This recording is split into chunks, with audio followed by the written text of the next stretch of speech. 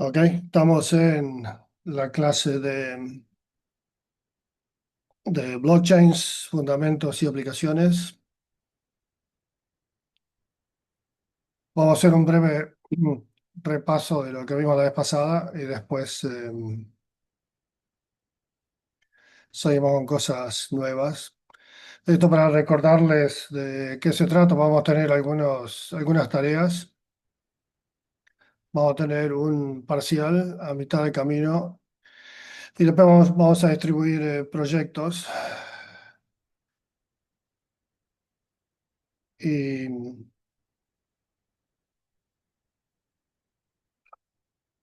Y lo vamos a dividir en grupos dependiendo de la cantidad de proyectos para que las últimas 2 semanas de clase cada uno pueda presentar lo que hicieron y eh, sí, escribir un informe, etcétera. Y esto es una bibliografía básica de algunos de los papers de los artículos que vamos a ver y que pueden leer por su cuenta. Y en general el material que vamos cubriendo hasta ahora es todo básico, pero cuando sea necesario leer algo en particular, lo voy a poner al final de la clase. Pero en general todos estos conceptos uno los puede buscar, ¿no? Por ejemplo, en Wikipedia hay un montón de estos conceptos que vamos a ver, en particular las nociones básicas de criptografía que vamos a ver hoy. Anda bien el sonido con la Mac. Sí, sí. Ok, empezamos con la segunda clase. Un breve repaso. Sí, la clase se trata de blockchains, que son nodos que controlan el sistema en forma colectiva. Algunos pueden dejar de funcionar o ser maliciosos, etcétera. Y eso normalmente es lo que hace un sistema distribuido tolerante a fallas, que es lo que hace. Pero lo nuevo es que en este contexto es que es abierto, o sea que todos pueden participar y es dinámico, o sea que pueden venir y irse y volver a entrar, etcétera. ¿Ok? Y lo que vimos que es una blockchain, básicamente podemos pensar que es como una base de datos especial que cumple ciertas propiedades como safety y liveness. Safety también a veces se lo llama consistency, o sea que es consistencia. O sea que básicamente todos los participantes van a tener que ver lo mismo y liveness significa que cuando el sistema funciona, si hay transacciones nuevas para la base de datos, se van a poder incorporarse. Ok, y eso es lo que es un blockchain vimos que nos vamos a concentrar en la primera aplicación, que es cómo mantener un registro de transacciones. Ok, que las transacciones van a ser lo que vamos a ver primero es de Bitcoin, pero es un registro donde todas las transacciones se anotan. Ok, y la cuestión es que en vez de ser un sistema centralizado como el de la izquierda,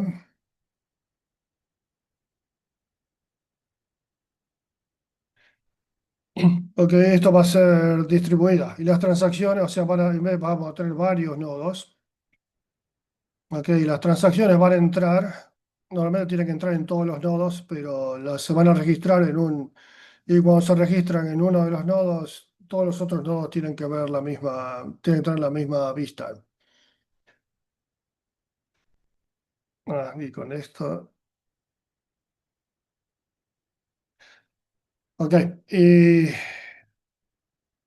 algo de terminología, que estos nodos normalmente los vamos a llamar servidores. Sí, que es lo que van a tratar de correr y mantener la aplicación. Y después vamos a tener clientes, que son los clientes a la aplicación. ¿sí? Por ejemplo, en el caso de Bitcoin van a ser los usuarios que tienen cuenta y que quieren mover Bitcoin, ese tipo de cosas, o puede haber cualquier otra aplicación además de Bitcoin, pero los servidores van a ser los que se van a encargar de mantenerla.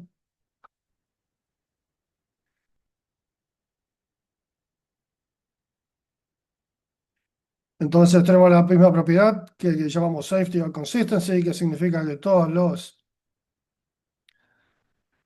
los participantes, y ahí everyone, ahí significa los servidores, van a tener la misma vista de lo que está pasando.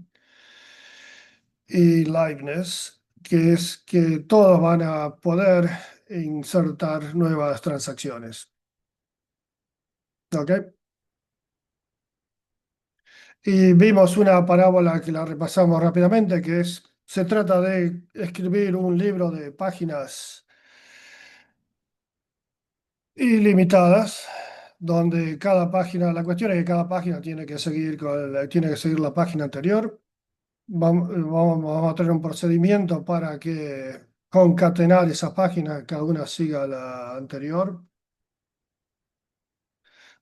Y vamos a tener una situación como esta, donde si estos números son las páginas, cada página apunta a la anterior y puede suceder que haya páginas que se escribió una página acá, otra página acá, ¿sí? Pero esta fue la que se hizo permanente y sigue por acá, y estas páginas se van a llamar páginas huérfanas. Entonces el libro va a ser la versión actual del libro es esta concatenación de páginas.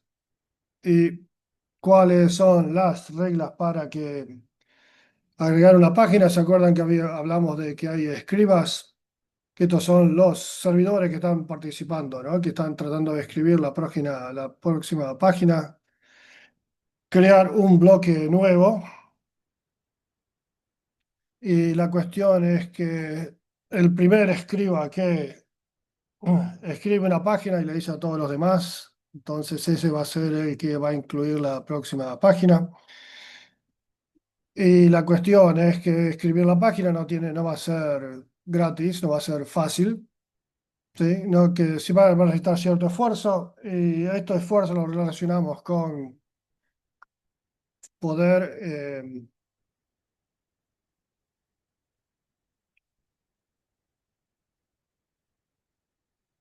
tener esta combinación de dados que se van a arrojar, ¿no? Y el que gana, al tirar los dados, va a ser el que puede instalar la página, puede instalar la próxima página.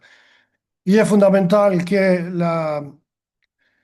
el proceso sea probabilístico, ¿sí? O sea que todos van a estar intentando, es una competencia, no todos tratan de hacer este proceso aleatorio de tirar dados. Y probabilísticamente no todos van a ganar, en realidad van a ser muy pocos los que ganan, y dos por tres, cuando uno gana, ¿sí? Ese es el que va a instalar la próxima página. Y la cuestión es que sí, incluso aparecen dos tipos que tuvieron suerte, pudieron inscribir, tienen una página para instalar. Si repite ese proceso, eventualmente va a ser uno el que va a ganar, y ese va a ser la página que se va a instalar, se va a agregar al libro. ¿Ok? Y entonces, como dijimos, este es un sistema abierto, todos pueden participar.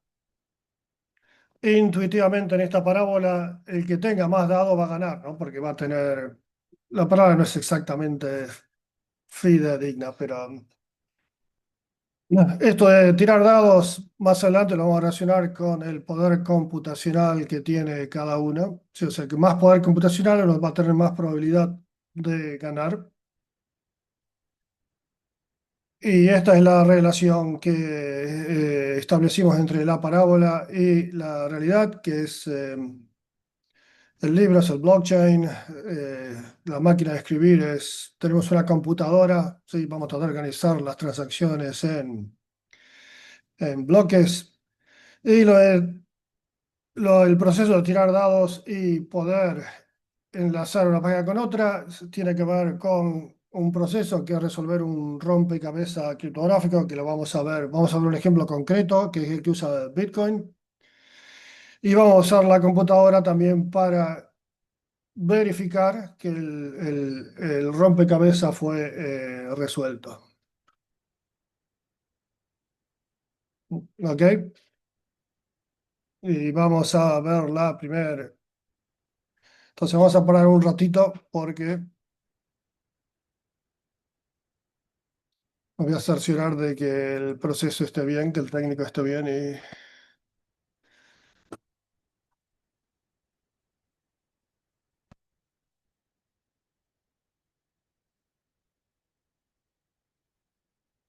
¿Dejaste de grabar, Juan? Sí, ahí Ok. seguimos con la grabación.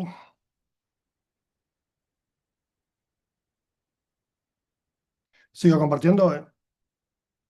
¿Se ve la pantalla? Todo perfecto, se ve la pantalla y se escucha bien. Ok, entonces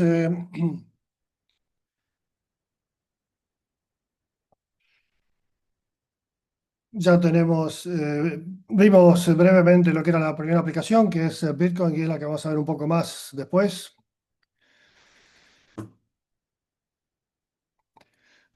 Que básicamente lo que vimos es que esto se puede usar, ¿no? Entre el buyer y el, si hay un comprador y un vendedor que quiere comprar una bicicleta en este caso, sí, uno lo que va a pasar es que la transacción va a aparecer en el libro.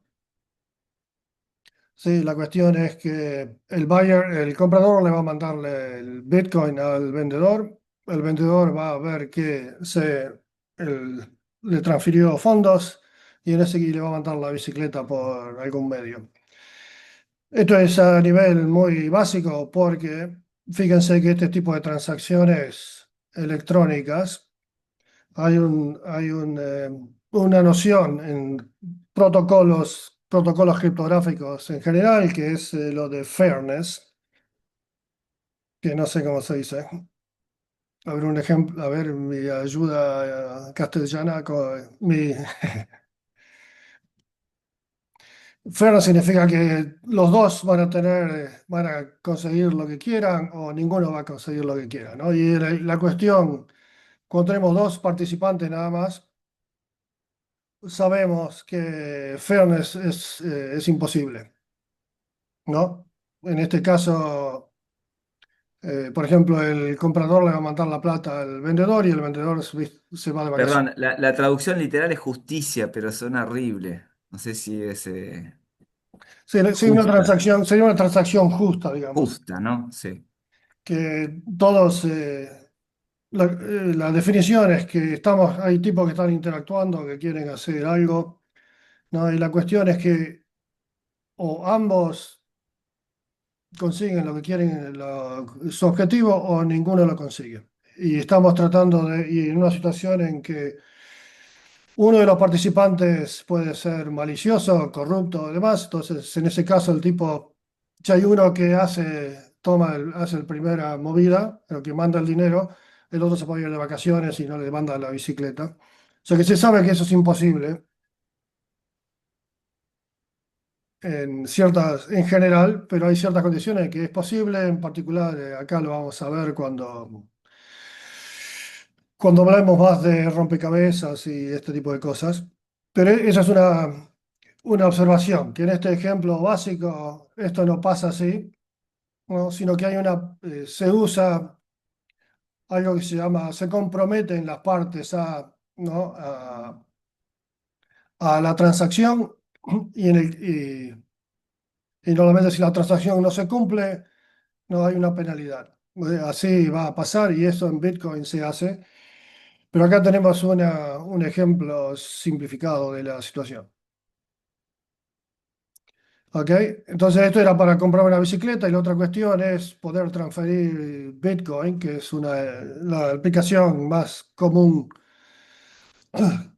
para Bitcoin en particular, que se hace sin pasar por ningún banco. ¿Sí? O sea que la transacción, el sistema este que está mantenido por los servidores, hace que estas transacciones puedan suceder. Ok, y vimos que había ventajas y desventajas. Las ventajas son que funciona en la medida en que haya una mayoría de participantes que están haciendo lo que tienen que hacer, que es correr el código de Bitcoin. Esto va a funcionar, sí, independientemente de lo que haga la minoría. La minoría puede colusionarse, no ponerse de acuerdo para romper el sistema, ganar plata, lo que fuere. Esto va a seguir funcionando. Esto no tiene censura porque los nodos estos no tienen ningún país, ni régimen, ni nada. Bueno, más o menos. O sea, los servidores pueden correr en cualquier lado. Y además es digital y abierto. Y no solamente tenemos este tipo de transacciones, sino que, como vamos a ver, en vez de estas transacciones de comprar o transferir fondos, puede ser, uno puede correr puede establecer relaciones arbitrarias entre los participantes, ¿no? Y esto lo vamos a llamar contratos inteligentes. Y las desventajas son que depende para lo que se use, que es que estamos hablando de Bitcoin en particular, tiene el throughput, la velocidad con que se hacen las transacciones es muy, muy baja. O sea que hay que esperar, uno no puede ir a comprar un café con esto porque va a tardar mucho tiempo en la transacción en estabilizarse. Es irreversible en general, o sea que una vez que la transacción quedó en el registro, es inmutable. O sea que uno no puede ir al banco y quejarse o llamar a la a la tarjeta de crédito y decirle, este gasto está mal, no lo autoricé, etcétera. Eso ya cuando pasó ya quedó grabado y es muy ineficiente desde el punto de vista ecológico porque requiere Bitcoin en particular mucha energía por la forma en que el rompecabezas criptográfico que hay que resolver requiere energía, pero durante la clase vamos a ver otras opciones que son mucho más eficientes y ecológicas, pero como modelo de ver qué cosas se pueden hacer usando este tipo de, llamémosle primitiva criptográfica, es más interesante desde el punto de vista conceptual, porque permite hacer cosas que si uno no usa estos rompecabezas no se pueden hacer. Y esto lo vamos a mencionar también. Y otra cuestión es que, como dije, uno puede, en vez de tener estos tipos de transacciones básicas, poder establecer relaciones arbitrarias eh, entre los participantes, y esos son los contratos inteligentes. Y a esto me refiero con relaciones arbitrarias. ¿Ok? Esto es lo que vimos la vez pasada y acabo de formular estas preguntas. ¿Cómo se crean los bloques y de dónde viene el dinero? ¿No? En este caso, Bitcoin, ¿de dónde viene? ¿Cómo se pueden firmar cosas de forma digital? ¿Y cómo hacemos para encadenar los bloques o las páginas? Ok, cada uno de estos vamos a ver. Estas, lo que llamamos primitivas criptográficas, y es lo que vamos a hacer hoy. ¿Hay alguna pregunta hasta ahora?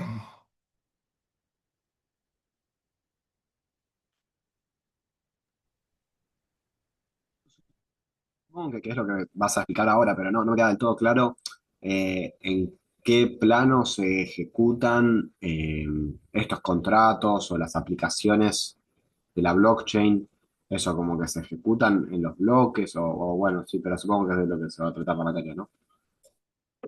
Sí, la forma que vamos a formalizar esto y que es el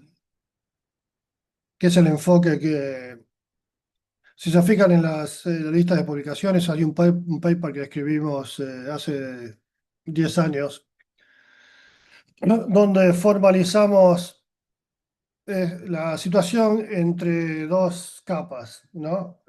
Primero está la capa de los bloques, que se llama layer en inglés, y ese es el blockchain layer, ¿no? Estos son los bloques que lo vamos a ir concatenando, etcétera, ¿sí? Y esto lo que permiten los bloques es que todos tengan la misma vista, la misma perspectiva, que vean lo mismo de los bloques que tiene la blockchain. No, ahora el contenido de los bloques, sí, lo que va dentro de los bloques, los datos, eso lo formalizamos como la capa de arriba, que es una aplicación, ¿sí? Y la aplicación de arriba, en este caso, es Bitcoin, ¿no? Bitcoin, por lo que va a ser la aplicación, va a ser transacciones, no transacciones que alguien le mandó plata a este otro cliente, etcétera. Sí, y esto lo vamos a ver un poco ahora, pero estamos así. Tenemos el blockchain layer, la capa de blockchain, de bloques, ¿sí? Y después el contenido que es la aplicación. Y la aplicación va a ser, en este caso vimos Bitcoin, pero puede ser arbitraria, ¿sí? En la aplicación en particular puede ser un código de un contrato inteligente, ¿sí? Y todos los servidores tienen que correr ese código, ¿sí? Y poner un resultado. Sí, esos son los datos, ese es el payload de los bloques. ¿Está claro? Sí, creo que sí. Entonces, Chrissy Nome, sí. Estoy viendo Chrissy Nome es la secretaria de Homeland Security. Eh, una pregunta es, ¿qué pasa si la mayoría es corrupta? Sí, en particular, de, el análisis criptográfico nos dice que sí, la mayoría es corrupta, o sea que se pone de acuerdo que puede hacer lo que quiere. O sea que estas propiedades que, que vimos como safety, consistency, liveness, no se van a cumplir. O sea que es una condición necesaria para que esto funcione, que la mayoría esté ejecutando el código que se les dio. No, y es en el contexto de protocolos criptográficos, normalmente uno tiene tipos que son honestos, hacen lo que tienen que hacer, y hay tipos que son corruptos, maliciosos, que no lo hacen. ¿Ok? Entonces, si hay una mayoría corrupta, esto no funciona. Ahora, ser corrupto desde el punto de vista criptográfico significa ser malicioso, ¿no? O sea, hacer todo lo que uno puede hacer para romper el sistema, que en general no es lo que va a pasar con Bitcoin o con estas criptomonedas, etcétera, porque hay ciertos incentivos, ¿no?, económicos o lo que fuere para que el sistema funcione. O sea que el análisis, esto de decir la mayoría corrupta es un análisis criptográfico, que es en el peor de los casos, si esto no va a funcionar. Pero en la realidad, no va a ser los participantes, estoy hablando de los servidores y demás, no van a ser maliciosos, sino que lo hacen porque eh, quieren ganar plata, básicamente. ¿Sí? Entonces, esta es una aclaración. Y la otra es, sí, yo lo dije, si la mayoría es corrupta, no hay forma de evitar que hagan lo que quieran, etcétera. Y la otra comentario es el tema del throughput lento. Sí, es por el proof of work, que ya lo vamos a ver en esta clase, que hay que trabajar y para resolver el rompecabezas va a llevar mucho tiempo. Sí, y esto no va a ser inmediato. Sí, estamos hablando de, para darnos idea, que hay un bloque cada 10 minutos, más o menos. Sí, eso va a ser resolver el acertijo, el rompecabezas que le permite a uno de los servidores decir, escribí una página, voy a ser el que va a instalar el próximo bloque me pertenece, y vamos a ver que en el caso de Bitcoin u otras criptomonedas, cuando el servidor hace eso, eh, es remunerado, ¿no? O sea, en el caso de Bitcoin recibe Bitcoins. O sea, que no lo hacen por gratis, por el amor a la patria, sí, sino para ganar plata. Y eso es la fundamentación para que el análisis criptográfico es el peor de los casos, ¿no? Porque en general se van a comportar, van a tratar de hacer las cosas que tienen que hacer, porque eso les permite ganar plata.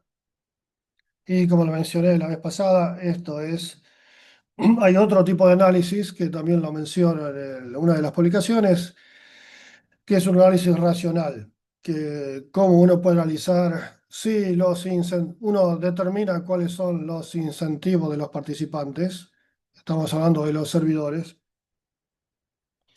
Sí, y los incentivos son, queremos que la utilidad, hay una función de utilidad que se define de los participantes en teoría de juegos. Si la utilidad, sí, básicamente si gano más plata que lo que me cuesta la electricidad y demás, voy a seguir haciendo, no me voy a desviar, voy a seguir haciendo lo que tengo que hacer. Eso es corriendo el código de Bitcoin tal como se diseñó. Sí, y también vamos a ver que desde el punto de vista de mayoría, minoría y demás, si uno se fija, hasta ahora lo vimos como que los servidores son individuales, cada uno de los escribas están por su cuenta, pero en general lo que está pasando es que lo que hay son mining pools, sí, son conjuntos de mineros que lo que hacen es, se ponen de acuerdo para tratar de optimizar, de que sea más fácil resolver el acertijo criptográfico. Y hay un diagrama un pie diagram, que es un diagrama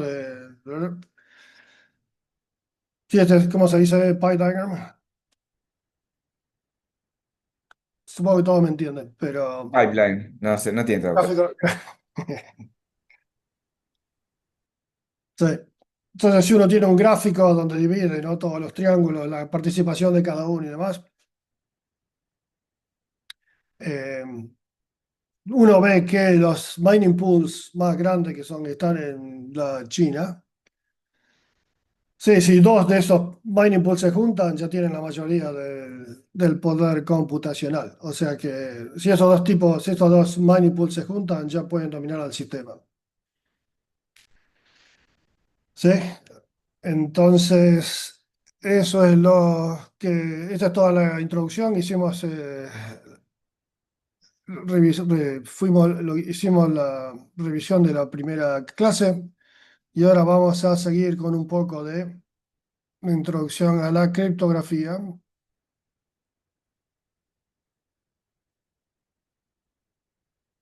Ok, y vamos a tratar de terminar, por lo menos de hacer todo esto, y perdí el pointer,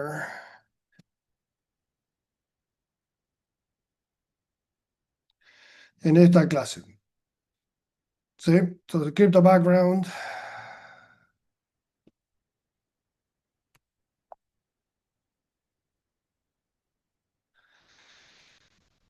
Y lo primero que vamos a ver es la noción de hash functions, funciones hash, que todos ustedes la tienen que haber visto en la clase de algoritmos.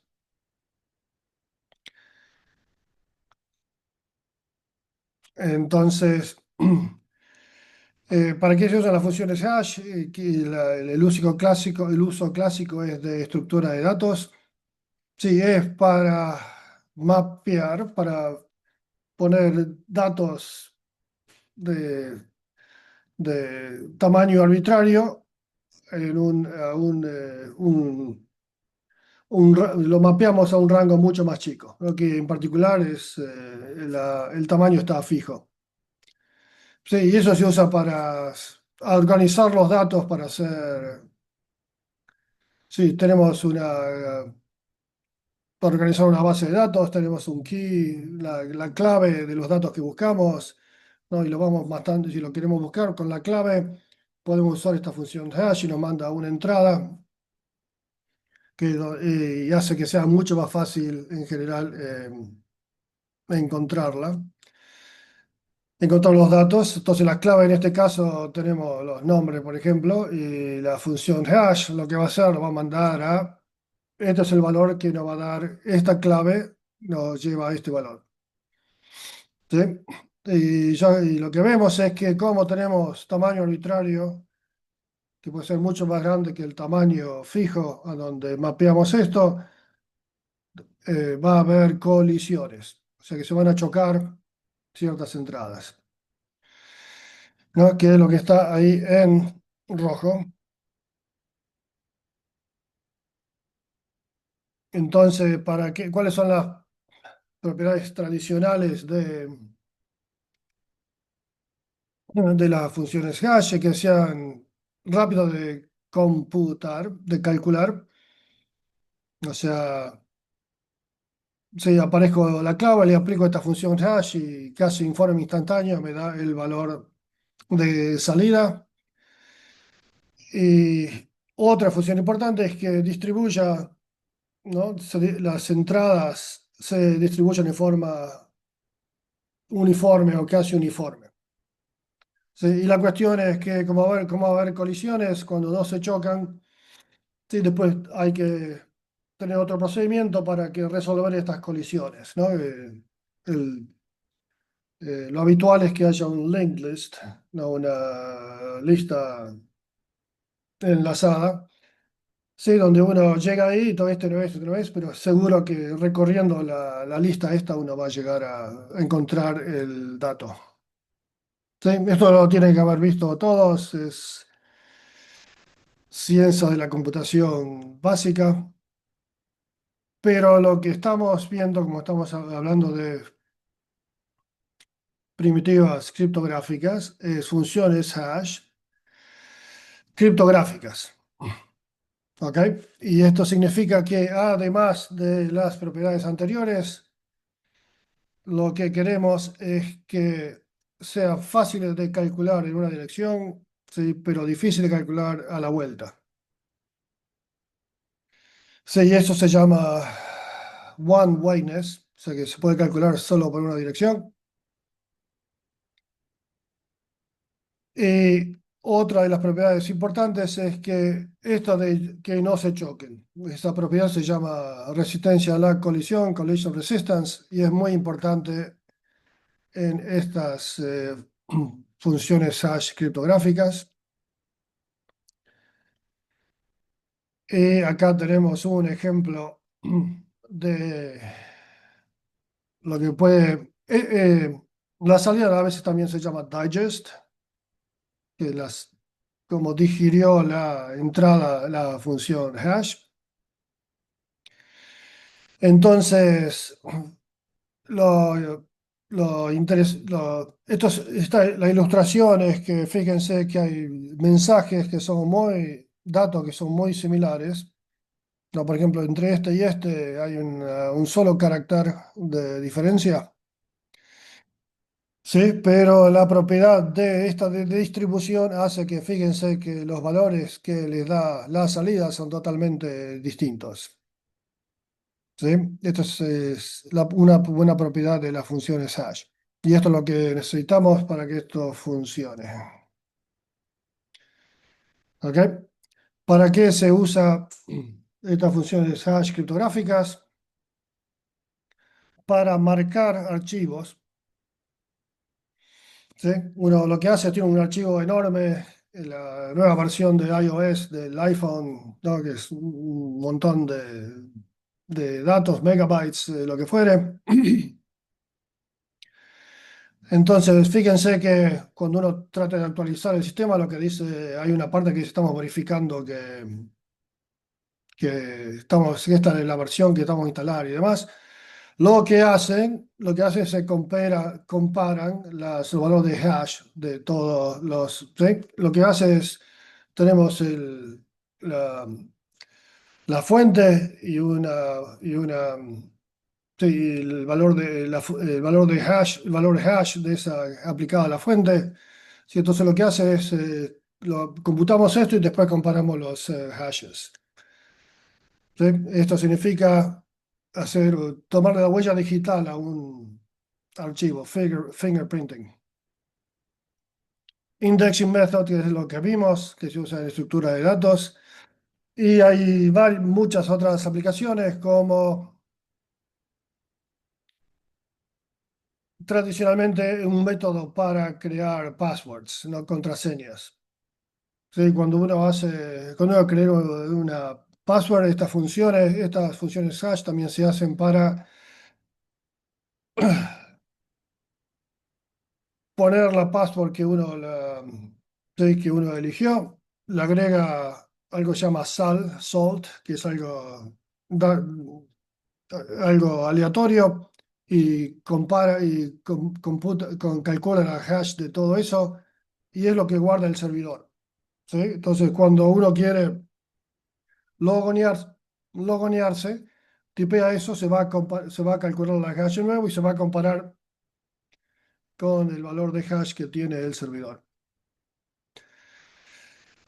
Em, Otra aplicación importante es para integridad de la comunicación, y eso se llama MAC, por Message Authentication Codes. Son códigos de autenticación. Sí, cuando uno transmite, se calcula un hash. Cuando uno manda un mensaje, el mensaje puede ser grande, ¿no? Va acompañado de un valor de hash chiquito. Y el que lo recibe de nuevo el mensaje grande, calcula el hash y tiene que ver que es lo mismo que las funciones, los valores de hash sean los mismos. Sí, para que esto funcione, los dos, el que manda y el que recibe, tienen que tener cierta información secreta. Sé que se la va a agregar al valor de entrada, ¿no? Para que no cualquiera pueda, o sea, cuando los dos comparten un secreto, entonces el que recibe sabe que comparte el secreto con la fuente que lo mandó, sí, entonces sabe que viene de él o de ella. Y otra aplicación importante que también la vamos a ver vamos a ver en particular lo de firmas digitales, que son operaciones. Ya vamos a ver cómo funcionan, pero son operaciones que computacionalmente no son triviales porque requieren, comparados con calcular un hash, porque requieren exponenciaciones, ¿no? Que la exponenciación en particular requiere muchas multiplicaciones, o sea que hay un montón de operaciones que tienen que suceder. ¿Sí? Y si queremos filmar algo que es muy largo, si un libro o lo que fuere, entonces, eso va a ser un montón, el esfuerzo computacional va a ser muy grande.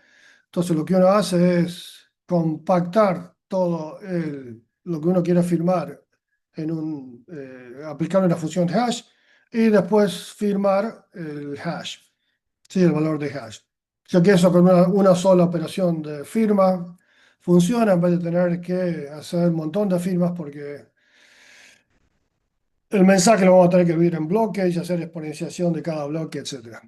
Sí, esas son todas las aplicaciones que hay comunes de funciones hash criptográficas. Y acá vamos a ver un poco más de formalización.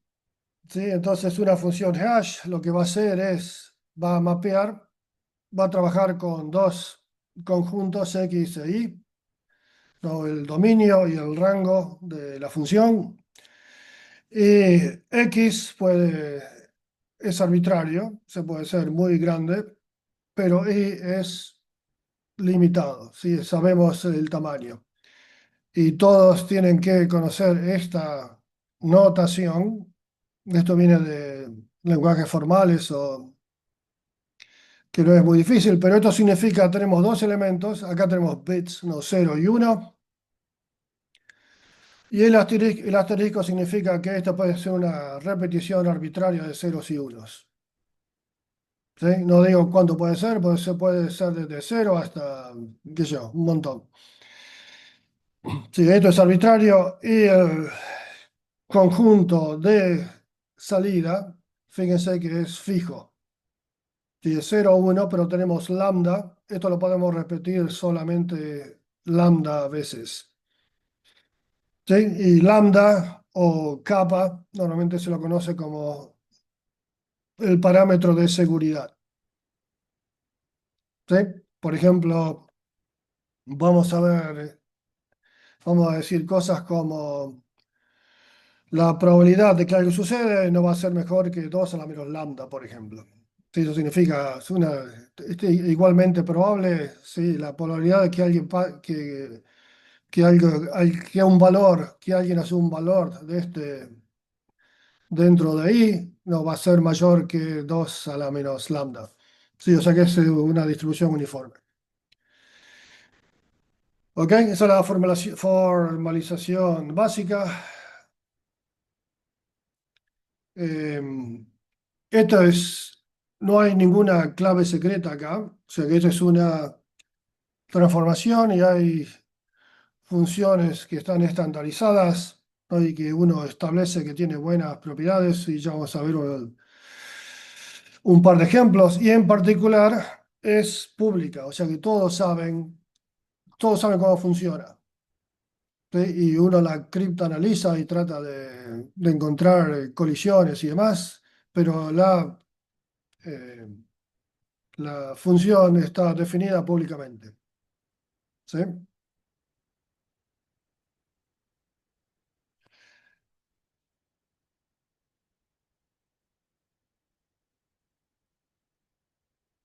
Eh, entonces, ¿qué significa que haya colisiones?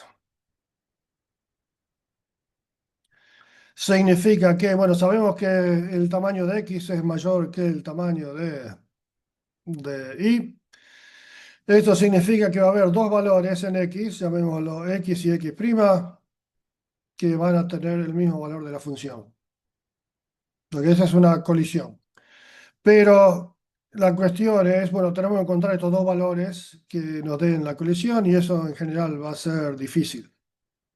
¿Ok? Y eso formalmente o informalmente en este caso significa que cualquier agente computacional, que lo vamos a llamar, normalmente lo llamamos PPT, por Probabilistic Polynomial Time, y me falta Turing Machine, o sea, sí, un agente computacional básico como una máquina de Turing que corre en tiempo polinómico y que usa que sea probabilístico, le va a ser difícil encontrar una colisión. Y esto lo vamos a ver un poco más en detalle, pero acuérdense de PPT, que es lo que significa esto, y cuáles son las funciones de seguridad que son más básicas.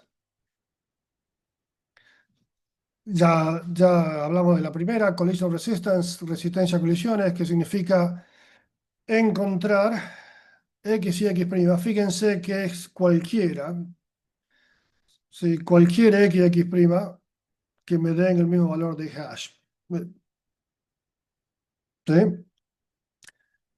Otra propiedad. No.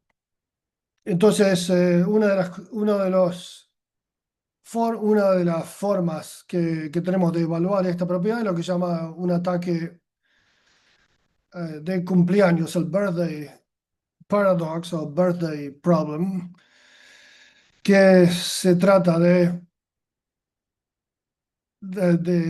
se formula de la siguiente forma. Si tenemos un número de gente en la misma habitación, ¿sí? O la gente que, o de la gente que tenemos en Zoom, que es alrededor de 40.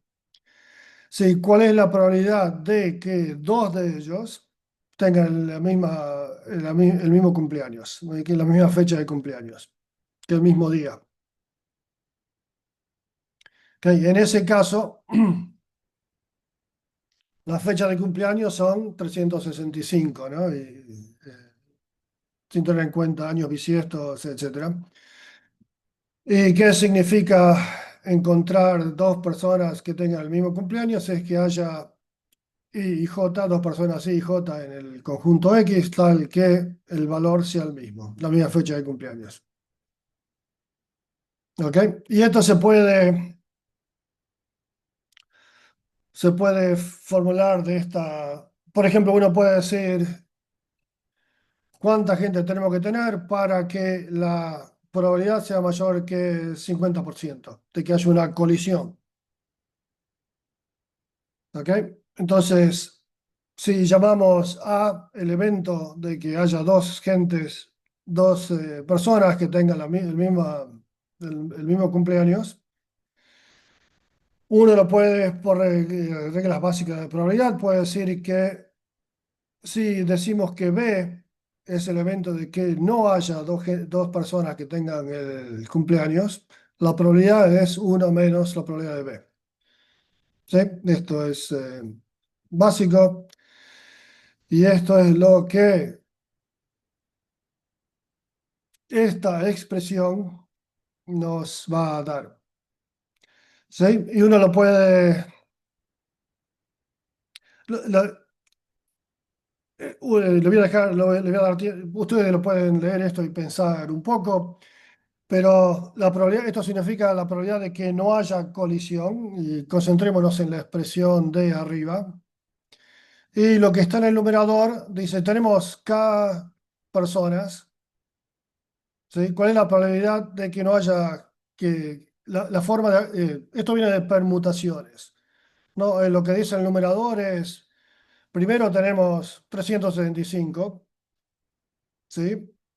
Y la segunda es, bueno, una vez que fijamos uno, tenemos 364, 363, es la cantidad de formas en que podemos asignar una persona que no tenga colisión con la anterior, ¿sí? Y hay otra expresión del denominador que significa que todas las formas que podemos enganchar K tipos, que podemos asignar K fechas en N fechas, ¿no? Entonces, y eso es N, y esa es la cantidad de veces, es el producto de todas esas, son K veces, ¿no? Podemos organizarlos en K veces distintas. Eso es lo que es el denominador, ¿sí? Y ahí lo ponemos uno arriba de otro y nos da esta expresión, ¿ok? Y después usamos algunas triquiñuelas de cómo se simplifican estas expresiones y demás, y lo dejo para que ustedes lo piensen un poco, pero nos da esta exponencial, ¿sí? Que si lo instanciamos con 50%, ¿sí? Nos da que es más o menos una constante por la raíz cuadrada de n. ¿Sí? La raíz cuadrada tenemos 375, llamemos 400, está alrededor de 20, ¿no? Multiplicado por algo. ¿Sí? O sea que en un poquito más de 20 la probabilidad, si tenemos 20 tipos juntos, ya 23 en general, en realidad, la probabilidad va a ser mayor del 50% de que dos de las personas tengan la misma fecha, el mismo cumpleaños. ¿Sí? Esto se llama el birthday attack. Y acá está, de nuevo, si tenemos 23 tipos lo ponemos juntos, la probabilidad de colisión es mayor que un medio. Y esto es básicamente la raíz cuadrada. Es aproximadamente la raíz cuadrada de la cantidad de tipo del tamaño del rango, ¿no? Que en este caso son 325, 400 serían como 20 y algo multiplicado por esa constante. ¿Sí? Y tiene esta función evoluciona de esta forma. Sí, fíjense que para 50% la probabilidad de la cantidad de gente que hay con 23 ya estamos ahí. ¿Ok? Entonces, esto, fíjense que es independiente de la forma en que la función hash está diseñada. Y este ataque, ¿sí? O sea, funciona para cualquier función hash. O sea que podemos encontrar colisiones en cualquier función hash. La diferencia, lo que va a pasar en práctica, es que si si eh, agrandamos el tamaño del rango, estamos hablando de 325, pero supongamos que sea 2 a la 80, 2 a la 128, esas son todas las posibilidades que tenemos. Sí, la raíz cuadrada de 2 a la 128 va a ser algo así como 2 a la 64. ¿Sí? Raíz cuadrada de 2 a la 128, que 2 a la 128 dividido 2, 2 a la 64. Ese es si buscamos todas las posibilidades exhaustivamente, esa va a ser la capacidad computacional que necesitamos para encontrar una colisión. ¿Sí? O sea que a medida que aumentamos el rango de la función hash, vamos a tener la probabilidad de que encontremos una colisión, va a ir disminuyendo. ¿Ok? Y entonces, esto va a ser en particular, el tiempo que vamos a tener va a ser exponencial, hablamos de 2 a la algo, en la longitud del tamaño del valor de hash. O sea que si lo hacemos, tenemos un tamaño mínimo, no va a ser factible. ¿Sí? Y básicamente llegamos a esta expresión, ¿no? Que es 2 a la lambda sobre 2. ¿Se acuerdan? Lambda es el tamaño de la función. Y eso es todo lo que necesitamos saber para entender cómo funcionan estas funciones.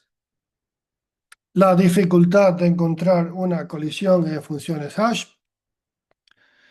Y ahora vamos a mencionar dos propiedades más que son relevantes. La fundamental es esto de resistencia a colisiones.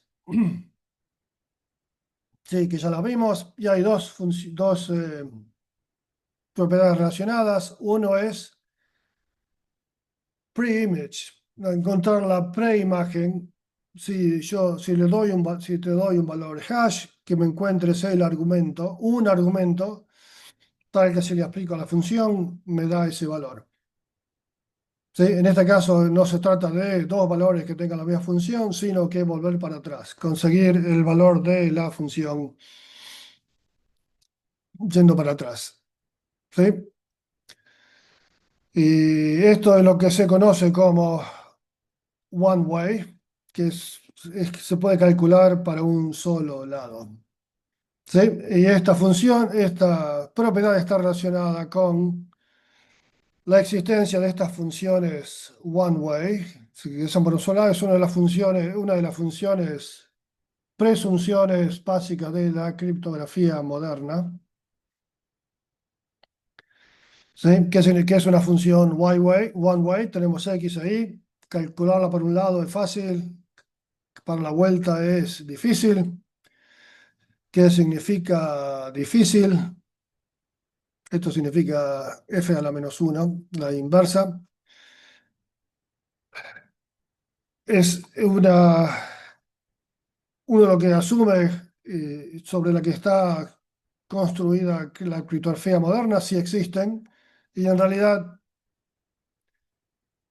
está basada en esta inigualdad que la tienen que haber visto si si cursaron algoritmos o una clase de complejidad, que estas dos clases computacionales que se llama P y NP, no, P es Polynomial Time Computation y NP es Non-Deterministic, no es que no sea no polinomial, sino que es Non-Deterministic Polynomial. ¿Ok? Esta es una de las clases de complejidad básicas y todavía es el problema de ciencia de computación más importante. Sí, y la criptografía moderna en realidad está basada en esta inigualdad. ¿Ok? Entonces, se refiere a lo que es pre-image resistance, poder calcular la función a la vuelta. Y la última propiedad, que también es relevante, es que es second pre-image resistance. Esto significa encontrar un segundo elemento, ¿ok? Que vayan al mismo lugar. En este caso, el experimento, ¿se acuerdan que en la primera propiedad buscamos cualquiera dos, ¿no? Cualquiera de dos de los valores que tenga una colisión. En este caso es más específico, donde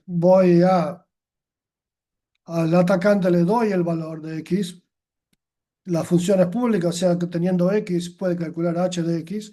Ahora lo que tiene que hacer es buscar otro valor que tenga el mismo valor de función. Y la función tenga el mismo valor y esto se llama weak, colisión, resistencia a la colisión, pero débil.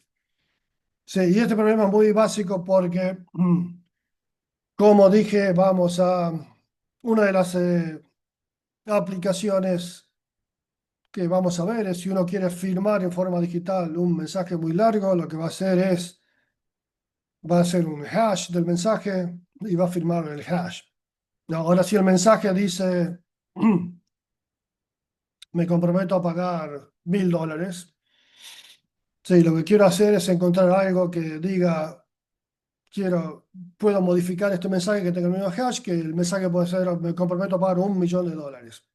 Sí, o sea que el $1000 lo conozco, tengo que buscar algo, sí, que me dé el valor de hash, pero que pueda modificar el mensaje, y la firma va a ser la misma, ¿no? Porque la firma va a ser sobre el valor de hash. Sí, esa es la relevancia de Second Premise Resistance en la aplicación. Y a ver si podemos, sí, les muestro cómo dije que estas funciones son públicas, están estandarizadas. Sí, y hay una comunidad en criptografía que diseña estas funciones, y esto es algo que se viene dando de la década del 60, 70, ¿no? De cómo diseñar estas funciones. Y, y hay un instituto en Estados Unidos que se llama NIST, que es un instituto de estándar y tecnología, que se encarga de estandarizar estas funciones. Y la forma en que funciona este proceso es, uno propone una función, NIST abre una competencia para analizarla y si nadie lo puede romper, ¿sí? En forma... Sí, la forma de romperlo, de encontrar colisiones es muy costosa, entonces puede que se estandarice. No, y esto son funciones hash que se usan normalmente. Ustedes cuando usan comunicación segura en Internet, como HTTP o HTTPS, lo que es de seguro, normalmente toda la comunicación se usa, sí, está encifrado el contenido, se usan funciones hash para determinar que haya integridad en la comunicación y normalmente están usando estas funciones. No todas, porque las primeras ya se conocen colisiones. MD5 significa Message Digest. 5 es la generación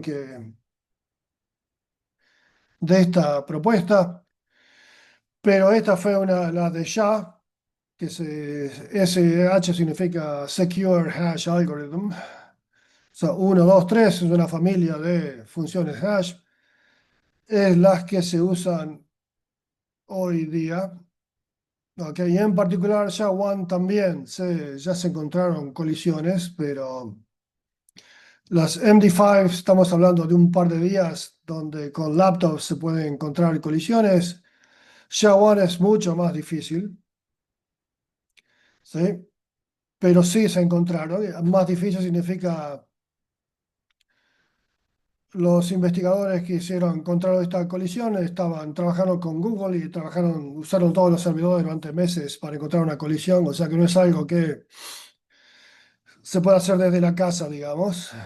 Pero igual, ya cuando uno se encuentra, ya es factible encontrar una colisión, ya la función se descarta. Y lo que se usa hoy día es ya 2 para arriba. ¿Sí? Y esta SHA-2, SHA-2, tiene varias varias instancias. Y este número significa la cantidad de bits que tiene el conjunto de salida. ¿Sí? Estamos hablando de 256 bits. ¿Sí?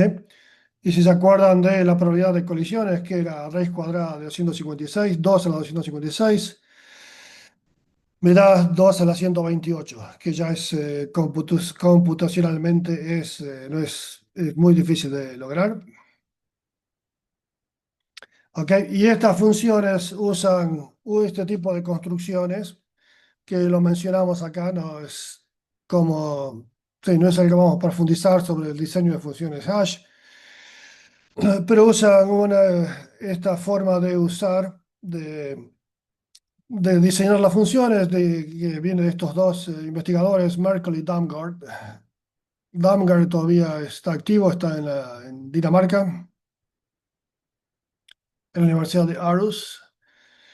Y la forma que funciona la forma en que funciona esto es que uno tiene un número aleatorio para entrar, el mensaje que uno lo particiona en bloques, ¿no? Y tiene el primer bloque, pone otra función que se llama de compresión, se junta con la salida se combina con esta, y la combinación realmente es una OR exclusiva, ¿no? Y hay una cadena de estas aplicaciones, ¿no? Y eso hay que tomar alguna clase de dictografía, esto se ve en más detalle. Pero esa es la estructura general que tienen estas funciones de hash. Ok, y en particular, Bitcoin usa SHA-2, SHA-256 con 256 bits de salida. Ok, entonces esto es lo que vamos a ver de introducción a las funciones hash. Ok, y esto es lo que se va a usar para apuntar al bloque anterior. Recuerden que vamos a ir concatenando los bloques. O sea que vamos a tener una representación del bloque, ¿sí? Y vamos a aplicar una función hash y ese va a ser el puntero, dice, que nos va a decir este bloque sigue al bloque que si lo aplicamos en función hash me da este valor. ¿Ok? Entonces... Vamos a seguir vamos a parar 5 minutos con otra primitiva criptográfica, es la de firmas digitales.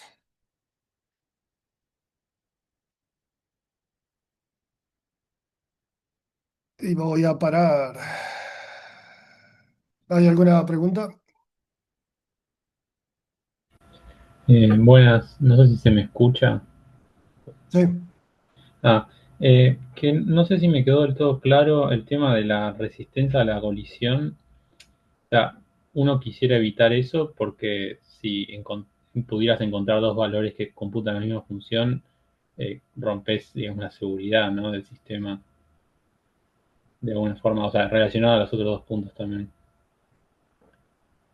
Sí, lo que queremos es, bueno, vemos la conveniencia de que sea todo muy chico, ¿no? Estamos hablando de 128 bits, no 256 bits, es muy, muy chico, comparado con lo que puede ser la, el valor a lo que le aplicamos la función hash, ¿no? Esto puede ser arbitrario, puede ser un libro, no, lo que fuere.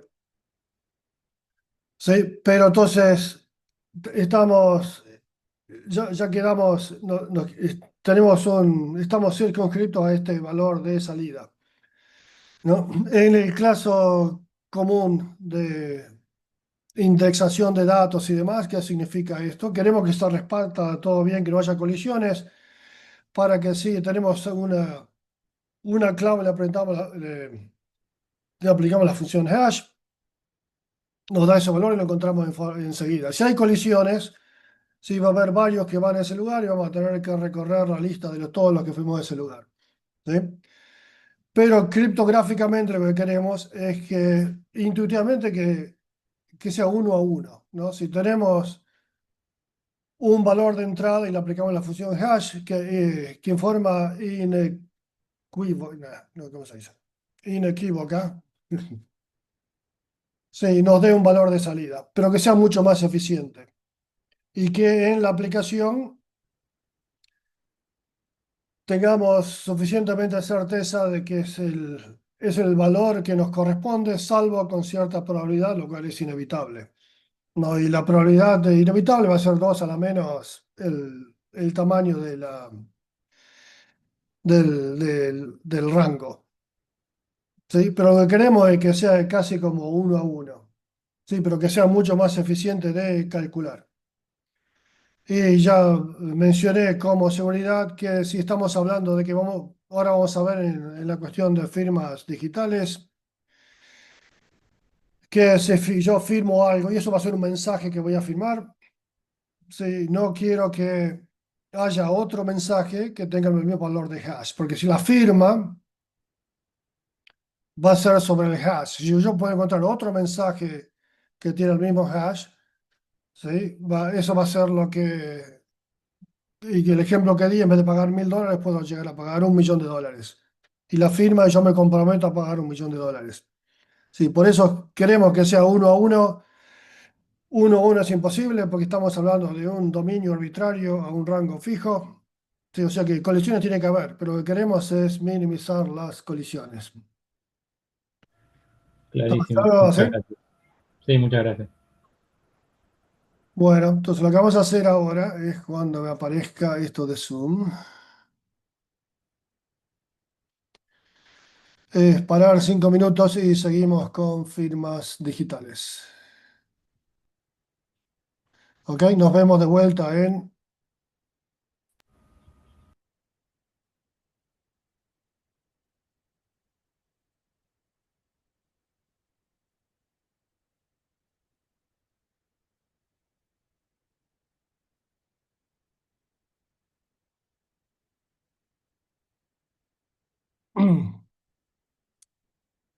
Entonces la siguiente, la otra primitiva criptográfica que vamos a ver, que es importante, es la de firmas digitales. Y estoy esperando a que me venga vuelva el pointer. Here.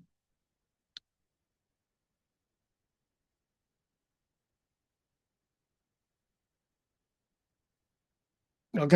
Y estas se van a usar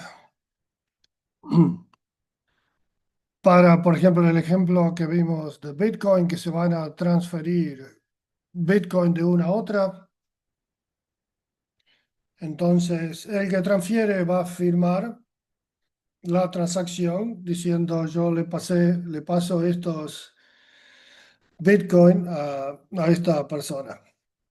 Sí, este es el par de lo que se usan. Entonces vamos a hacer una breve introducción a firmas digitales. Primero las comparamos con lo que es una firma común, normal, que la función básica es la de asociar un documento al que firma, al individuo que firma. Como esto se va a comparar comparando las firmas, ¿no? La propiedad, intuitivamente la propiedad básica que uno quiere es que sea difícil de falsificar, que se llama forge en inglés.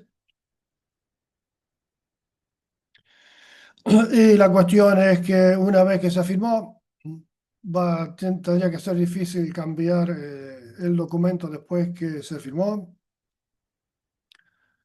Tienen valor legal y ahora lo comparamos con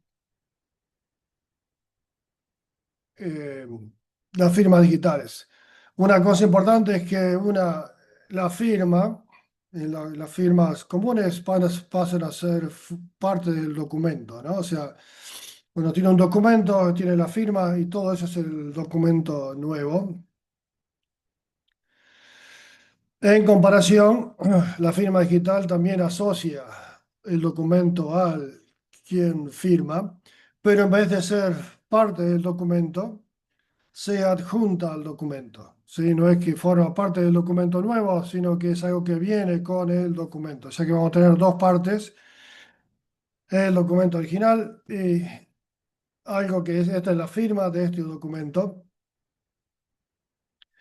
Y normalmente se usan claves criptográficas para firmar. Y normalmente la firma es algo que se conoce como criptografía de clave pública, porque en vez de haber una sola clave, hay dos claves, una clave pública que todos conocen y una clave criptográfica que es secreta.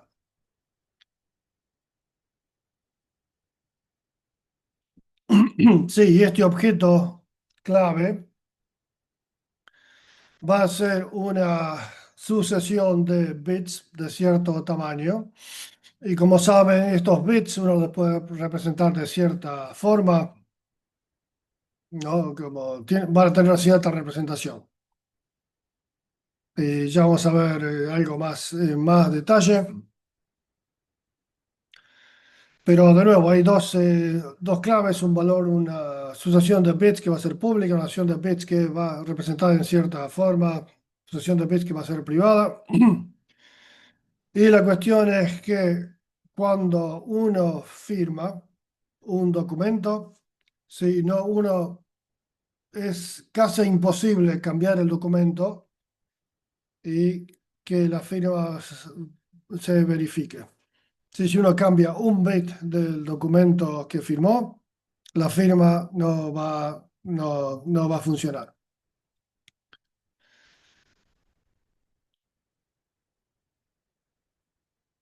Y otra propiedad que tiene las firmas digitales es que se pueden transferir.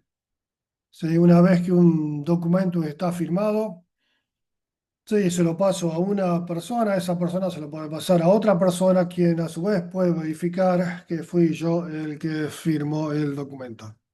O sea que se puede transferir. Y también puede, en ciertas aplicaciones, puede que se puede usar en forma que tenga valor legal. ¿Ok? Como dije, esto de tener dos claves, una para firmar y otra para verificar, se llama criptografía de clave pública. Y ahora vamos a ver cuando veamos un poco más de ejemplos. ¿Cuáles son, como igual que en las funciones hash, que vimos propiedades que tiene que satisfacer? Las firmas tienen que satisfacer ciertas propiedades. La primera fundamental es de autenticar. O sea que uno puede verificar si hay algo firmado que este documento, este mensaje fue firmado por el que envió el documento. Como dijimos, no, si cambia un bit, la firma no va a verificar. Si entonces otra propiedad es integridad, que no se puede modificar el documento que está firmado. Y lo de no, y no se puede repudiar. Esto significa que uno puede decir, uno no puede hacer firmar algo y decir, yo no lo firmé esto. Sí, esto se llama una prueba de no repudiación. Y esta propiedad se usa porque está basada en el hecho de que, como vimos que hay dos claves, una pública y una privada, solo el que dice firmar tiene que tener la clave privada. ¿Sí? O sea que nadie más puede tener esa clave privada porque es privada, le pertenece al que firmó. Entonces uno no puede decir, no, yo no lo firmé porque soy el único que supuestamente va a tener esa clave privada. Y uno puede ir a un juez o a cualquier otra disputa y decir, demostrar que fue esta persona el que firmó el documento. Y las aplicaciones son muchas. En general, hablamos de comunicación segura sobre Internet. Hay protocolos que hacen que la comunicación sea segura, como TLS. No usan firmas digitales para determinar que el banco fue con quien me estoy comunicando y que firmó esta transacción. ¿No? Y también si hablamos de distribución de software, hablamos del ejemplo de instalar una nueva versión de iOS. No, Apple va a firmar, va a firmar el hash de la versión nueva del sistema operativo. Entonces, una cuestión es que yo cuando estoy compartiendo la pantalla no veo los comentarios, pero si tiene alguna pregunta o comentario, sí. Te aviso, Juan, cualquier cosa. Sí, sí, no te preocupes. Si llega alguna pregunta, te aviso. Entonces, ¿cómo se especifica? Vimos cómo formalizar la cuestión de la función hash. Las firmas digitales se formalizan con tres algoritmos. De nuevo, PPT significa que son algoritmos eficientes, significa polinómicos, corren en tiempo polinómico. Y las tres funciones, los tres algoritmos eh, básicos son generación de las claves, hablamos de clave pública, clave privada. Entonces lo va a hacer el keygen, de generación de clave, va a tomar un parámetro de seguridad y como la salida de este algoritmo van a ser dos cosas, van a ser dos claves, la clave para firmar y la clave para verificar. ¿Sí? La clave para firmar lo que va a hacer es, eh, va a ser usada por el algoritmo SIGN, que es el algoritmo para firmar.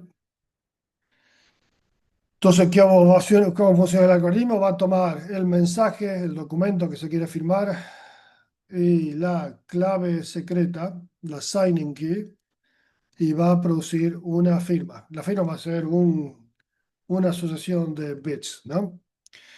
Y verify va a verificar la firma. Lo que va a hacer es, va a tomar el documento, la firma y la clave de verificación. Sí, y va a decir, esta firma es verdadera o falsa, si es buena o es mala.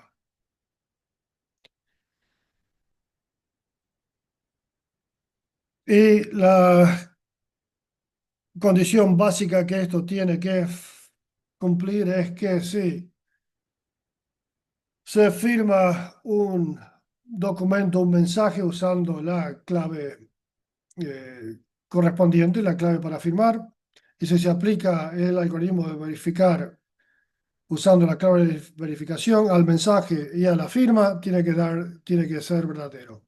¿Sí? O sea que esto no puede, siempre tiene que dar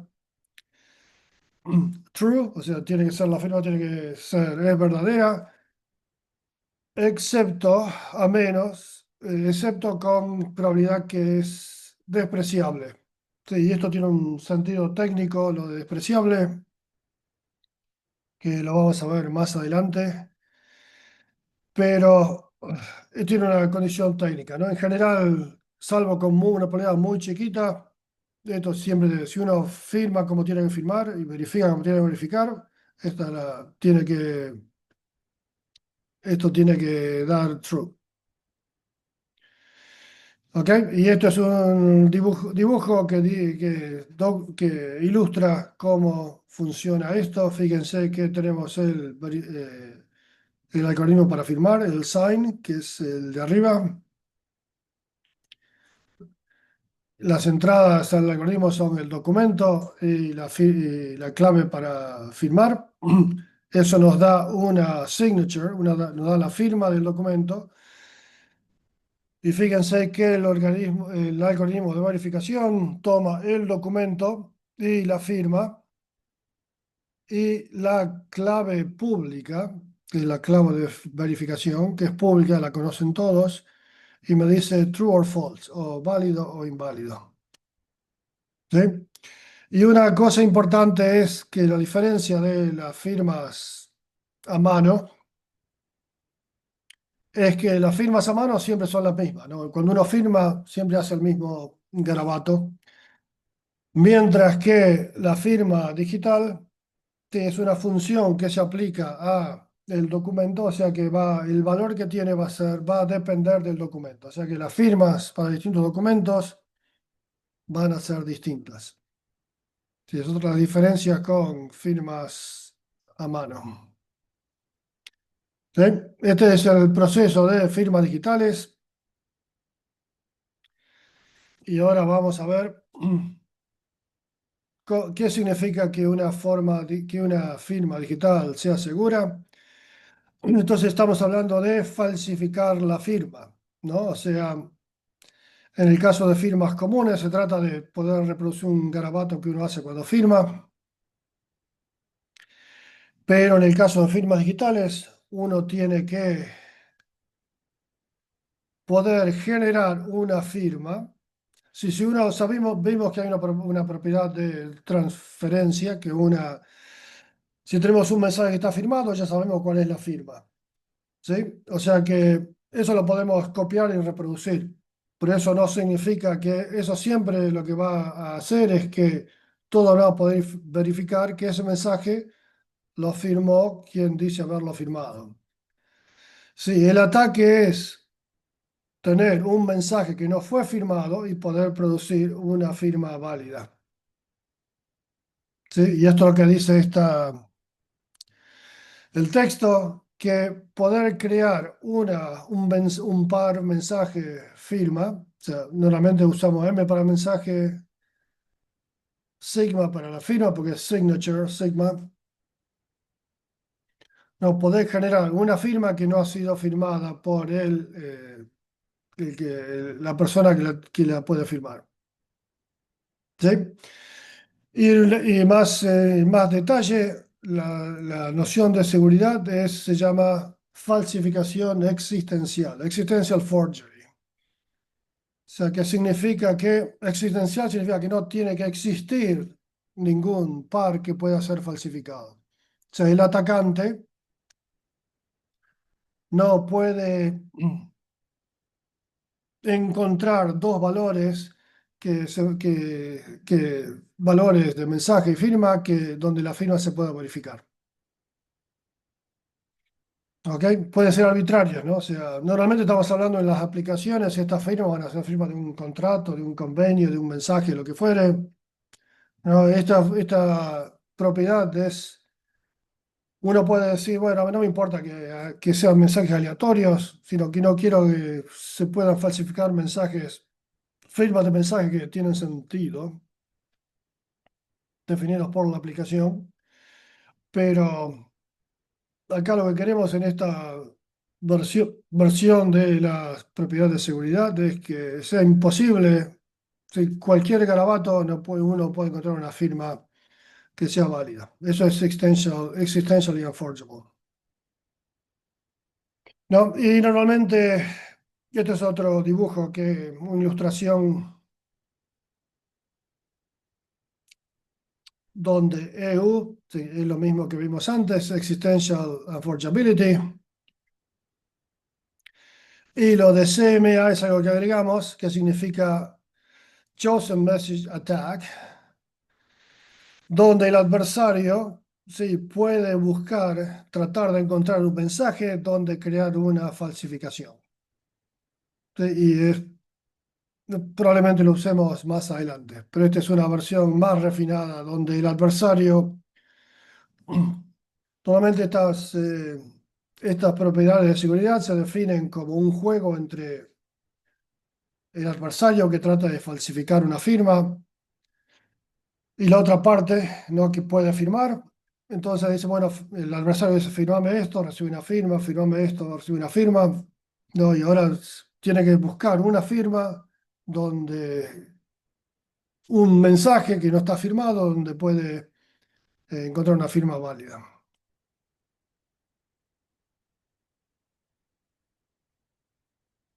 ¿Ok? Y entonces hay varias cuestiones prácticas que uno tiene que resolver cuando uno diseña un sistema de firmas digitales. No, por ejemplo, una de las cuestiones que dijimos es que la firma de verificación es pública. ¿No? Entonces, el adversario puede ver a ver cómo es sabe, conoce el algoritmo, conoce cómo es la clave pública, entonces puede tratar de ver qué puede hacer analizando la clave de verificación, sí, cómo puede hacer para falsificar una firma. Y una de las cosas que vimos es que vimos, vimos la noción de funciones hash y resulta que uno puede usar funciones hash para diseñar un esquema de firmas digitales que sean seguras cuando se firma una sola vez. ¿Sí? Normalmente uno va a usar estas funciones para firmar muchas veces, pero resulta que usando una función hash, uno puede usarlas para firmar, pero una sola vez. Eso se llama one-time signatures. Y probablemente vamos a ver algún ejercicio al respecto más adelante. Entonces, ¿cuáles son las funciones? Igual que las funciones hash, estas firmas están estandarizadas. Sí, hay un esquema de firma que se llama RSA, por los tipos que la crearon, que son Rivest, Shamir y Edelman, que son dos criptógrafos matemáticos. Esto lo vamos a ver porque eso hace una buena introducción y es más fácil de explicar que la función, que el esquema de DSA, que es el que se usa una de las que se usa en Bitcoin, que está basado en el problema de logaritmo discreto, ¿sí? Pero vamos a ver como ejercicio, como introducción, vamos a ver el esquema de RSA primero y después vamos a ver cómo funciona el DSA para completar el tema, ¿sí? En realidad, el que usa Bitcoin es una versión que se implementa en unos grupos específicos, particulares, que se llaman de curvas elípticas, que también vamos a una introducción básica, ¿sí? Pero vamos a empezar con RCA, que es fácil de explicar. Y dije quiénes eran los que inventaron esta firma. Son estos tres, la inventaron en la década del 70, 76, 77, por ahí. En MIT, ¿no? Este es Rivest, este Shamir, que todavía es profesor, todavía Rivest se jubiló del MIT, Shamir todavía existe, todavía está activo en el Instituto Weizmann de Israel. Y Edelman, creo que también es un matemático que está en USC, en la Universidad de Southern California. Esta es foto de la década del 70, esta es la foto de los 40 años del criptosistema que se celebraban de la invención de RCA. Y acá los vemos, esta la foto la tomé yo en Crypto, que es una conferencia en Santa Bárbara. Este es Freevest, Shamir y Edelman en este festejo. ¿Ok? y acá lo explicamos porque es muy fácil, relativamente fácil de explicar. ¿Sí? Estamos hablando de dos, dos números primos grandes. Grandes estamos hablando de más de 1000 bits cada uno, 1024, 2048. ¿Sí? Y tenemos un módulo que es el producto de estos dos primos, de números primos. ¿Sí? Entonces, las claves van a ser dos números que van a ser exponentes. Uno va a ser E y otro va a ser D. ¿Sí? Y E lo que tiene que cumplir es que el GCD entre esta expresión y E sea 1. Sí, que no tenga un greatest common divisor entre estos dos números, no importa por qué. Pero lo importante es que el otro valor D es el inverso de E, ¿no? Módulo P-1, Q-1, que es esto. P y Q es el producto de estos dos primos. ¿Sí? Y P-1, Q-1 tiene que ver porque esto va a aparecer en el exponente.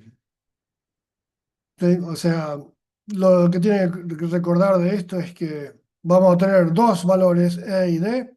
Estos van a ser exponentes porque vamos a exponenciar usando estos dos valores. Y D es el inverso de E. ¿Sí? Entonces, ¿cuál es la clave de verificación? Va a ser N, que es el módulo donde vamos a hacer toda la aritmética, y E, que es el exponente público. ¿Sí? Y la clave para firmar va a ser N y D, y esto va a ser secreto. D va a ser secreto, el tipo que firma, ¿sí? Lo va a tener para sí. ¿Sí? O sea que toda la aritmética va a ser aritmética modular, módulo N. N es el producto de dos primos. Y tenemos dos valores que tienen que cumplir ciertas propiedades, que lo vamos a usar como exponentes. Uno va a ser público y otro va a ser privado. ¿Sí? Entonces, ¿cómo se hace para firmar? Y esto es la firma vainilla, o uno hace otras cosas para firmar, pero es básicamente esto. Si uno quiere firmar un mensaje, ¿sí? Lo que va a hacer es el mensaje, ¿sí? Tenemos esto, una sucesión de bits, lo vamos a elevar a la D. Sí, fíjense que D es un exponente, D es la clave privada, la clave secreta. Y todo esto, una vez que hacemos esta exponenciación, es módulo n. ¿Sí? Y esto es S. Y esta es la firma. ¿Sí? Que también va a ser una representación de una sucesión de bits. Como es módulo n, tiene a lo sumo n bits. ¿Y cómo se verifica? Uno recibe la firma, sí que es S, la eleva a el exponente público, que es E. De nuevo, esto es una operación modular. Y esto nos tiene que dar como resultado el mensaje original. Sí, o sea que la firma va a ser M y S, que es la firma, y lo que hace el que quiera verificar la firma es toma la firma, la eleva a la E, módulo N, y esto nos tiene que dar de vuelta M. ¿Sí? Y esto funciona porque como D y E son inversos, ¿no? Si uno lo eleva a la D y después lo eleva a la E, ¿sí? Aritmética básica, esto nos da de vuelta M, si hace las cosas en forma modular. ¿Sí? Esto funciona en grupos y qué sé yo, que son ciertas estructuras, pero para dar una idea de que no es una ciencia oculta como firmar cosas en forma digitales, pero está basada en exponenciación. Recuerden que dije que la firma es una operación que lleva un montón de operaciones porque estamos haciendo exponenciación, ¿no? Y la forma de implementar exponenciaciones por multiplicaciones sucesivas. fíjense que si el exponente tiene 1000 bits, 2000 bits, 4000 bits, tenemos la forma en que uno hace exponenciación es, no hay shifts y hay squaring, no se hace cuadrado, se hace shifts y demás, pero estamos hablando de 4000 operaciones de ese tipo, lo cual llevaría su tiempo, no estamos hablando de milisegundos o cosas así. O sea que eso es una aplicación, es una operación que no es trivial comparado con lo que es calcular una función hash, que estamos hablando de microsegundos. Sí, por eso uno quiere tratar de evitar que uno tenga que hacer un montón de estas operaciones. Sí, se pueden hacer los teléfonos celulares las hacen y demás, pero no queremos que haya muchas de estas. ¿Sí? O sea, esta es darle una idea de cómo funcionan las firmas digitales y qué es la noción básica de seguridad que necesitamos. Es que, no, fíjense que estamos hablando de esta operación. ¿Dónde está? Volver. Calcular esta operación, si la inversa de esta operación es calcular la raíz ésima de m. ¿Sí? O sea que si uno puede calcular una raíz, o la raíz ésima de m, uno puede falsificar estas firmas. ¿No? El caso concreto es si tenemos una raíz cuadrada, ¿sí? Si e fuera 2, en realidad hay firmas donde ese puede ser el exponente. La seguridad significa, tendría que ser difícil calcular la raíz cuadrada de la firma. ¿Sí? Y resulta que si uno no conoce la factorización de n, la raíz cuadrada modular es una operación difícil. ¿Sí? Si estamos hablando de esta operación sobre los enteros, ¿sí?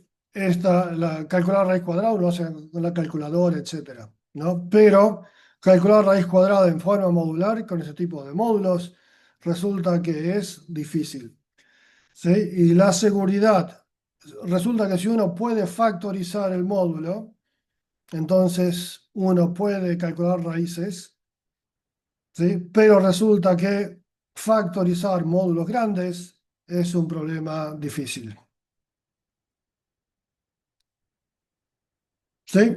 Entonces, dos observaciones que tenemos es que, o sea que uno lo que asume es que calcular esta, se llama la asunción, el presupuesto RSA, que es que calcular un mensaje uniforme, ¿sí? Donde el mensaje es totalmente uniforme y uno hace esta transformación, calcular la raíz cuadrada de ese mensaje sea difícil. ¿Sí? Pero no dice nada sobre qué pasa si el mensaje uno lo puede seleccionar.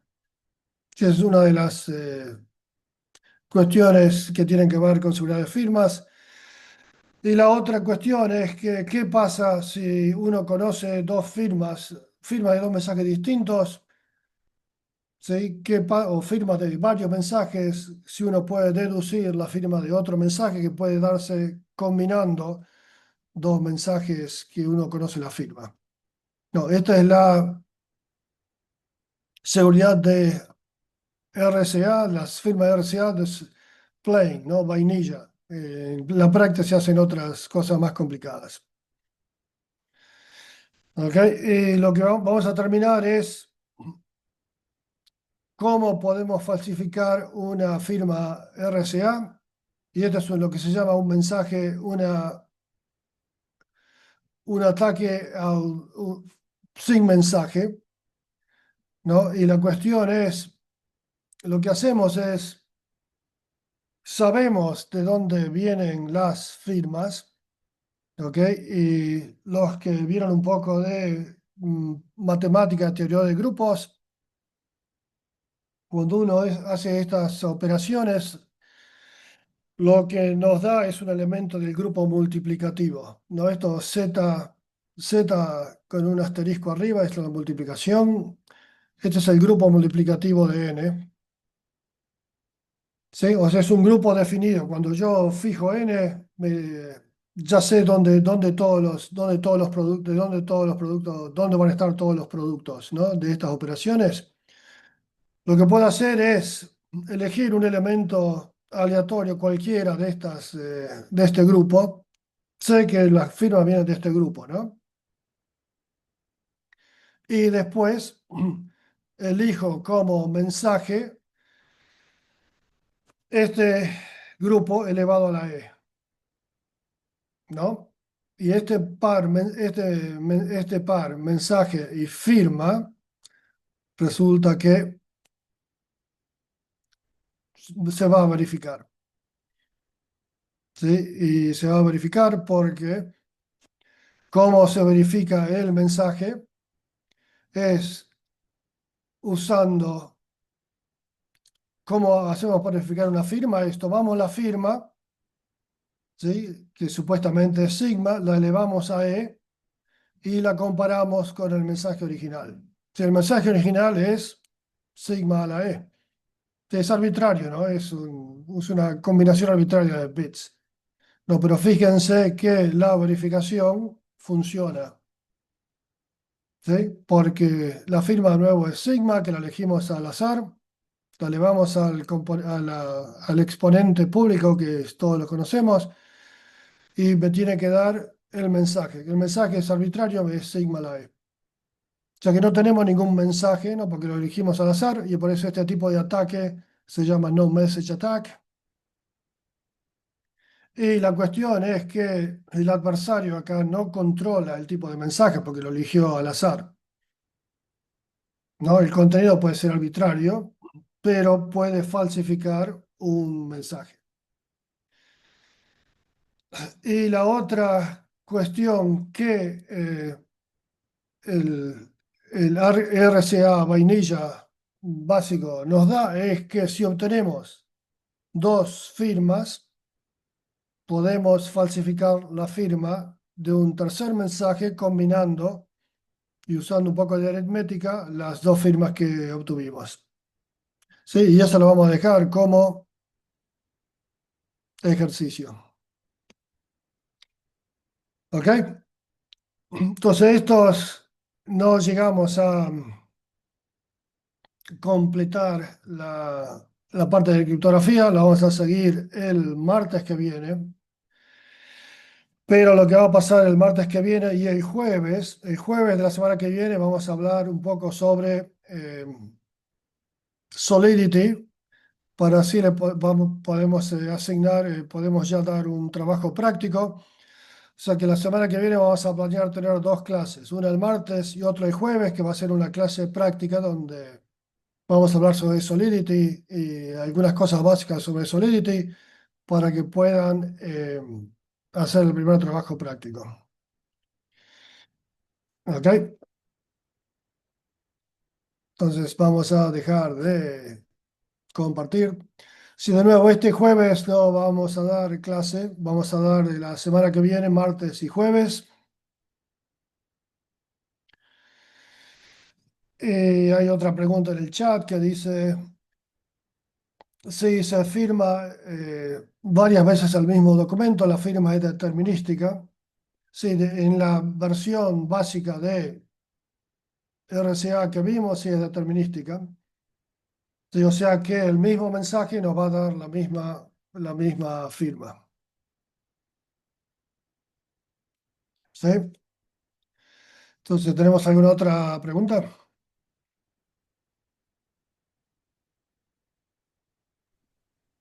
Parece que no. Bueno, voy a parar la grabación. Entonces, nos vemos el martes que viene. Seguimos con la parte de criptografía y vamos a entregar el primer trabajo práctico. Y el jueves va a haber una clase de de cosas prácticas, básicamente una introducción a Solidity y cómo escribir contratos inteligentes. ¿Ok? O sea que nos vemos el